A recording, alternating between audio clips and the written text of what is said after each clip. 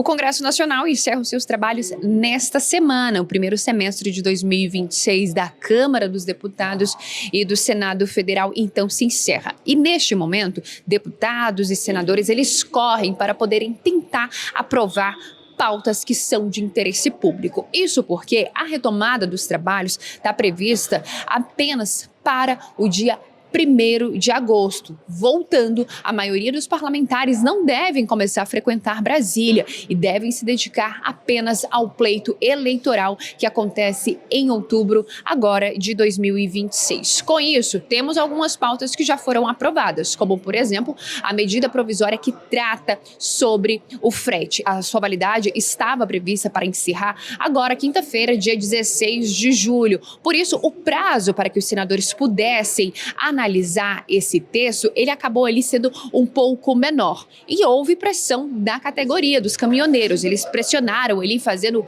inícios de greves por partes do país ali, fechando portos, para poder pressionar o governo a fechar uma articulação com o Congresso Nacional para que o texto pudesse ser votado. E aconteceu, ele foi votado, então agora a medida provisória ela passa a valer. Entre os trechos que foram incluídos nessa proposta, nós temos um trecho que trata sobre anistia referente aos motoristas, aos caminhoneiros que bloquearam estradas em 2022 durante o período eleitoral. Com isso, o presidente Lula, de acordo com o líder do Congresso Nacional, Randolfo Rodrigues, deve vetar esse trecho. O texto foi aprovado pela Câmara dos Deputados, pelo Senado e agora seguiu ao Palácio do Planalto, onde deve ser sancionado pelo presidente Lula, e nós devemos ver alguns vetos também em relação a essa proposta. Outro texto que foi aprovado pelo Senado Federal é a proposta de emenda à Constituição que trata sobre a aposentadoria de agentes de saúde. O texto foi relatado pelo senador Irajá.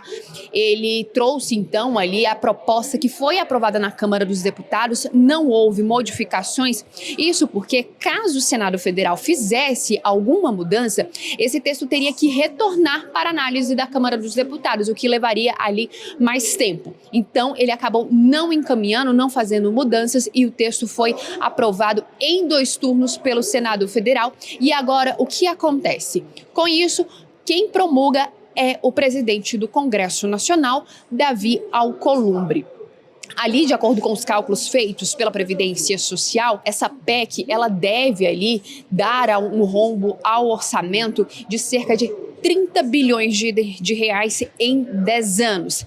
Agora, neste momento, o ministro da Fazenda, Dario Durigan, esteve lá na residência oficial do Senado Federal para poder tentar convencer Davi Alcolumbre de segurar esse texto para ele não ser promulgado e não começar a valer, desta forma, não trazer esse rombo aos cofres públicos. A gente segue acompanhando todas as movimentações dentro do Congresso Nacional nessa última semana de trabalho.